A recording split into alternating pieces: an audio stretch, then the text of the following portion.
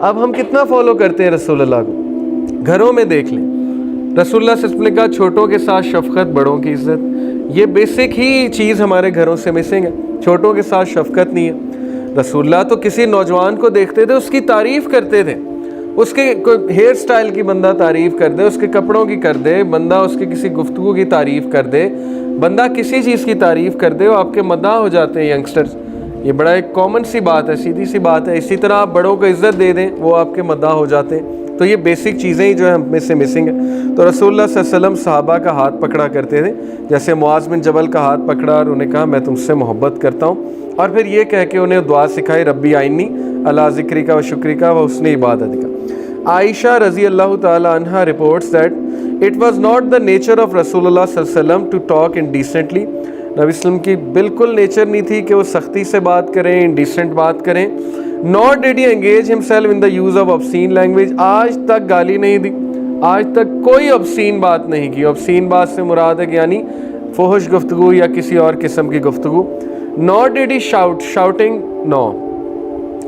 رسول اللہ صلی اللہ علیہ وسلم سے ثابت ہے کہ وہ ایک نظر ڈالتے تھے بس، اور اگلے کی جو ہے وہ جان نکل جاتی تھی. آج اگر آپ دیکھیں نا، ٹیچنگ میں بات بتائی جاتی بی اسرٹیو. کچھ ٹیچر ہوتے ہیں وہ شاؤٹ بہت کرتے ہیں، وہ یہ سمجھتے ہیں کہ شاؤٹ کرنے سے میرا اگلوں پہ روب آ جائے گا. یہ ریکمینڈڈ نہیں ہے ٹیچنگ میں، آلدو کچھ ٹیچرز بہت کرتے ہیں اور وہ سمجھتے ہیں کہ اس سے جو ہے وہ معاملہ حل ہو جائے گا.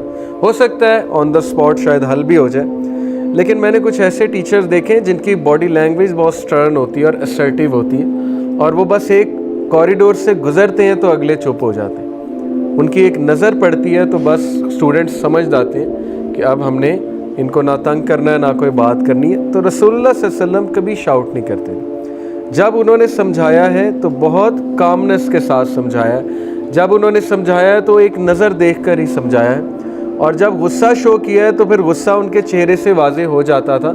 اس طرح نہیں ہوتا تھا کہ ان کی آواز میں بہت شاؤٹنگ آ جاتی. تو یہ بہت ضروری کہ ہم بھی اپنے گھروں میں آوازوں کو دھیما رکھیں. یہ چیز بھی ہمارے گھروں سے بہت مسنگ ہے. ہمارے گھروں میں اکثر لڑائیاں ہوتی ہیں، شاؤٹنگ ہوتی ہے، بہت کچھ ہوتا ہے، اور انڈرسٹینڈبلی کبھی کبھی ہو جاتا ہے. ظاہر ہے انسان فرسٹریٹ ہو جاتا ہے، لیکن کوشش یہ کرنی چاہیے کہ ہر چیز میں پروفٹ صلی اللہ علیہ وسلم کو ہی فالو کرنا چاہیے. And he would never shout or talk in the bazaars. He did not avenge a bad deed with a bad one. کبھی بھی رسول اللہ نے بیڈ ڈیڈ کو بیڈ ڈیڈ سے ایونج نہیں کیا. ہماری تو عادت ہے نا کہ جو ہم سے برا کرے ہم 10 ٹائمز اس کو آگے سے جواب دیں. وہ کہتے ہیں نا کہ پتھر کا اینٹ کا جواب پتھر سے، یعنی کہ اگلے نے تمہیں کچھ کہا ہے تو میک شور کہ تم بھی اس کا دل اس سے 10 ٹائم زیادہ دکھاؤ. حالانکہ قرآن کے احکامات کے خلاف ہے. رسول اللہ صلی اللہ علیہ وسلم نے کبھی بری بات کا بری طرح سے جواب نہیں دیا، یا خاموشی اختیار کی، یا بات ہی کرنا پسند نہیں کی، یا پھر کوئی ڈگنیٹی کے ساتھ اچھی بات کی and that's it. But forgave it، انہوں نے معافی فرمائی. And thereafter did not even mention it. کتنا اعلیٰ اخلاق تھا کہ اس کے بعد اس بندے کو شرمندہ کرنے کے لیے کبھی مینشن نہیں کیا.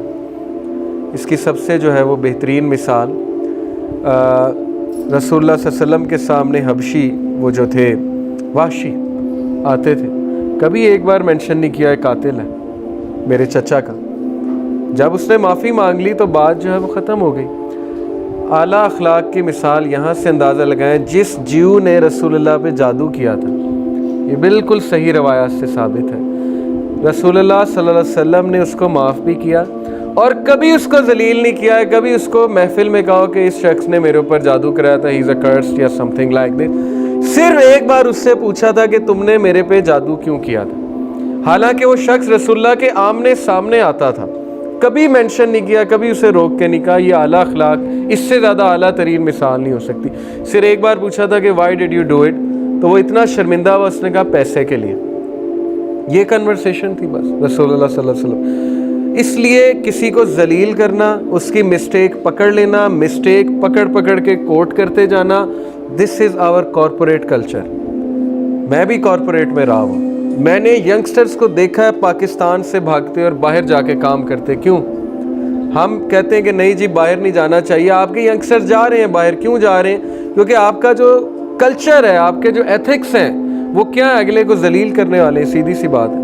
آلدو کچھ کمپنیز کا بہت اچھا ہے، وہاں پہ وہ اس چیز کا خیال بھی رکھتے ہیں، لیکن میں میجورٹی کی بات کر رہا ہوں. جونیئر کو ذلیل کرنا، जूनियर को ताने देना, जूनियर की कोई मिस्टेक पकड़ के उसको ऐसा जो है बार बार कोट करना, वो समझते हैं शायद इससे हमारी तरक्की हो जाएगी, इससे हम ऊपर हो जाएंगे, इससे हमारी इज़्ज़त हो जाएगी। तो ये बहुत सी शिकायत हैं, हमारे पास यंगस्टर्स आते रहते हैं। मुझे जब ट्रेनिंग्स के लिए बुलाती कॉर्पोरेट, क्या ट्रेनिंग होती है, बिहेवियरल मैनेजमेंट, और उसमें यही जब मैं उनके किसी बड़े के साथ बैठता हूँ, बताएं जी मैंने क्या बात करनी है, वो फिर ऐसी ऐसी मुझे बातें बताते हैं, मैं हैरान रह जाता हूँ कि ये चल रहा है आपकी कंपनी में। तो ये बातें सच हैं, ये हमारे साथ तो ज़ाहिर है हमें बताते हैं इस पर आप बात करें, आप ये बात करें।